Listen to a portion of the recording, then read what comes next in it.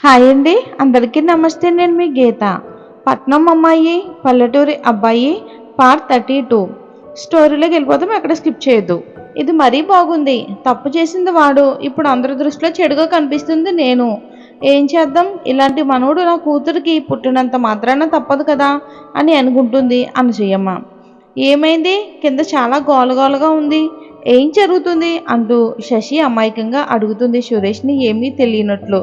మరీ అంత నటించుకో, నువ్వు కూడా అక్కడే ఉన్నావు కదా, మొత్తం చూసావు కదా, మరి ఎందుకు అంత నాటకం ఆడుతున్నావు అని అంటాడు సురేష్. అంటే అదేదో నీ నోటితో విందామని, మీరైతే చాలా బాగా చెప్తారు కదా అని అంటుంది. అవును, ఈ మధ్య నీకు పని చెప్పకపోయేసరికి పొగరు ఎక్కువైంది కదా, చెప్తాను నీ సంగతి తప్పకుండా చెప్తానని కళ్ళు ఎరచేస్తాడు. అయ్యో రామా, ఎప్పుడు నా మీద కోపమేనా? ఇన్ని రోజులు అవుతుంది నేను వచ్చి, ఇకనైనా మన ఇద్దరం ఫ్రెండ్స్ అవుదాం అంటుంది శశి. అయ్యో, మీరు నాతో ఫ్రెండ్షిప్ చేయటమా? అది ఎన్నటికీ జరగదు. మీరు ఆకాశం నుండి దిగి వచ్చిన దేవకన్య, నేను భూలోకంలో ఉన్న ఒక నార్మల్ వ్యక్తిని. అలాంటిది మన ఇద్దరి ఫ్రెండ్షిప్ అంటే అందరూ నవ్వుకుంటారు అని అంటాడు సురేష్. ఒంటి నిండా పొగరే, నేనే అన్నింటికీ సర్దుకుపోయి మరీ అడుగుతుంటే ఎంత పొగరు చూపిస్తున్నాడో. ఈ యాటిట్యూడ్ చూస్తేనే నాకు మండిపోతుంది. అది సరే, నాకైతే ఎలాంటి లవ్ స్టోరీ లేదు. ఏదైనా లవ్ స్టోరీ ఉంటే చెప్పొచ్చు కదా, అలా టైంపాస్ అవుతుంది అని అంటుంది శశి. అంత టైంపాస్ కావాలి అంటే యూట్యూబ్ చూడు, లేకపోతే ఈ మధ్య కొరియన్ సిరీస్ వస్తున్నాయి. అందులో కొరియన్ సిరీస్ అంటే అమ్మాయిలు చచ్చిపోతున్నారంట కదా, అంతలా ఎడిట్ అవుతున్నారంట. వాటికి నువ్వు కూడా అలవాటు చేసుకొని అంటాడు సురేష్. నాకేం అవసరం లేదు, నాకు ఫోన్ చూడటమే చిరాకు, ఇక ఎలాంటి సిరీస్ నాకు అవసరం లేదని అంటుంది శశి. నీకు ఫోన్ చూడటమే చిరాకు, మనుషుల జీవితాలతో ఆడుకోవటం అలవాటు కదా అని అంటాడు సురేష్. నేను ఎంత తగ్గి మాట్లాడుతూ ఉంటే మీరు అంత పొగరుగా మాట్లాడుతున్నారు. నీ దగ్గర నుంచే నేర్చుకున్నాను ఎవరితో ఎలా మాట్లాడాలో అని అంటుంది శశి. అవును, నేను చిన్న పిల్లాన్ని కదా, నాకు ఎవరితో ఎలా బిహేవ్ చేయాలో తెలియదు మరి.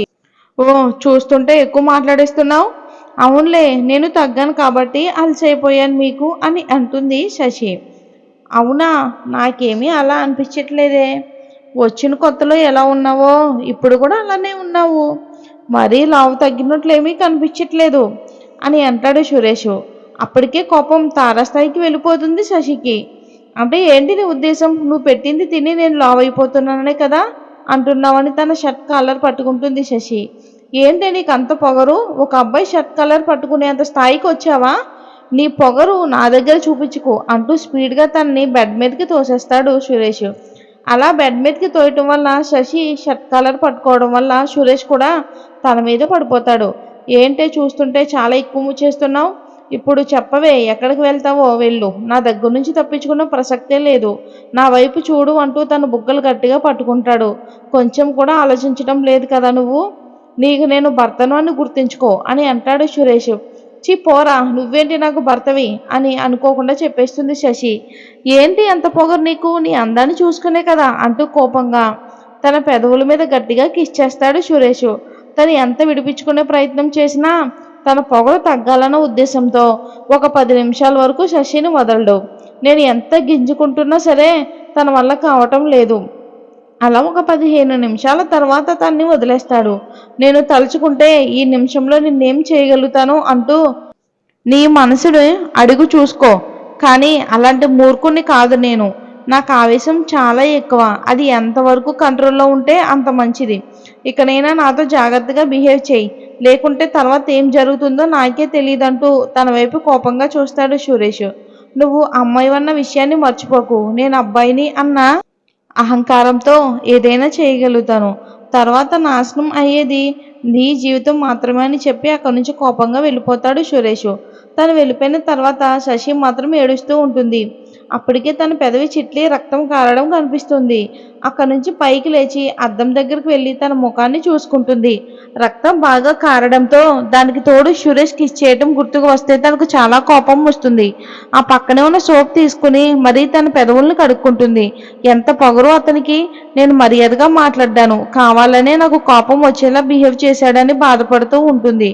వదిన, భోజనానికి రా అని పిలవడానికి సునీత పైకొస్తుంది. నాకు ఆకలిగా లేదు, ప్లీజ్, నాకు తలనొప్పిగా ఉంది, నన్ను వదిలేయని కోపంగా చెప్తుంది శశి. ఏమైందో వీళ్ళకి, ఎప్పుడు ఎలా ఉంటారో తెలీదు. ఈ భార్య భర్తలు అనుకుంటూ కిందకి వెళ్తుంది సునీత.